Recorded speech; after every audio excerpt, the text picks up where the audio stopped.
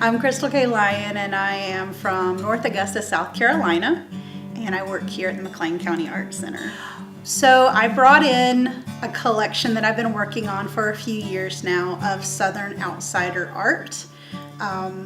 So it's just art made by folks who were not classically trained artists, and they felt this need. A lot of times they had visions or dreams where they had to create, or it gave them a voice and a way to communicate. So a lot of it's really rough, and you don't see like the classical trademarks of shading and highlights and dimension, but it's very much in the storytelling vein of folk art. So a lot of people are more familiar with folk art.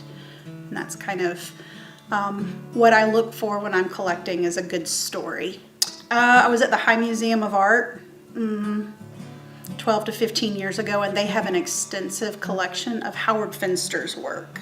And that's where I learned about Howard Finster and just fell in love with him, started learning a lot about his sanctuary that he created, the only folk art sanctuary in the world, at Paradise Gardens, and went to Paradise Gardens and visited that spot and just knew that I really wanted to collect a piece from him. So got involved in different auctions that are around the country, outsider art auctions, and the Slotin art auction that's down in Georgia had that piece, my very first Finster piece, Howard at age 37, and I purchased that from that auction house, and that was kind of the beginning of my collection, and it's just grown from there.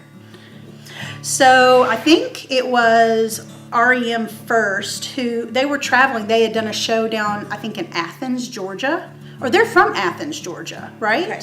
So it's very interesting that pop culture and like musicians were traveling around, like when they were doing tours, they would go through these small towns, and Finster sold his work off the side of the road. And that's kind of how Michael Stipe and the band from REM discovered Finster's work, and they ended up using a couple of his images on different record album covers, and so did the Talking Heads. The same with R.A. Miller. His work, which is mostly known, the Oscar Below image that I have one here, is on a couple different album covers.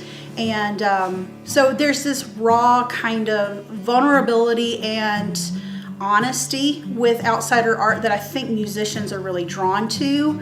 And yeah, it feels like something that would definitely connect with their music. Sufjan Stevens has also been drawn to outsider art. He did an entire album called The Age of Odds that was based on the outsider art of the prophet Royal Robertson.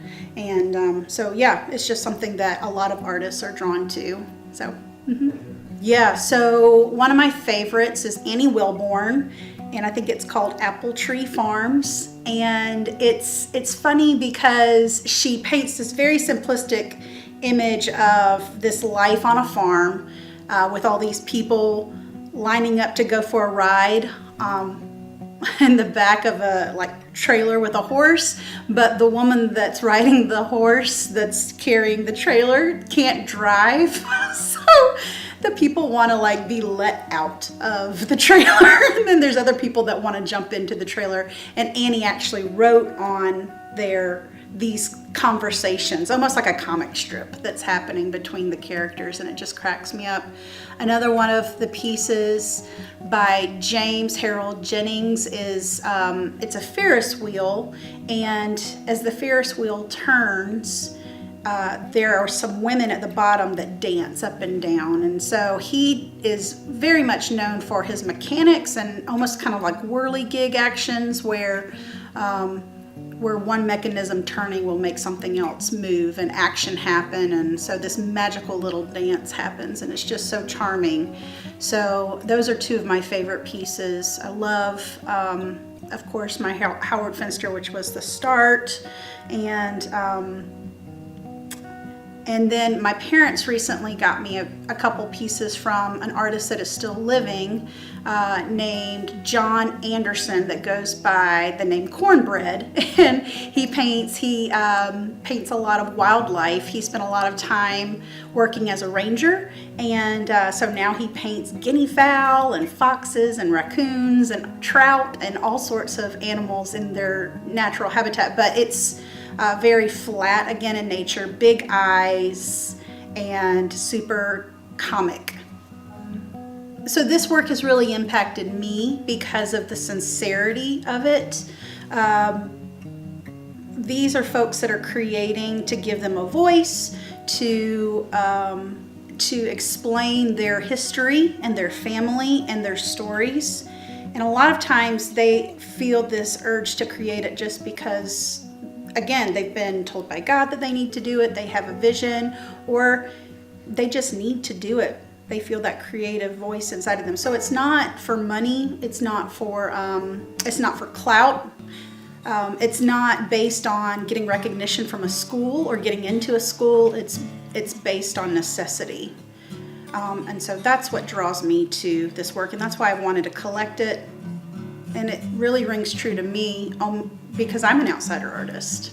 I'm not classically trained, and so I get that desire to create, just to create. Yep.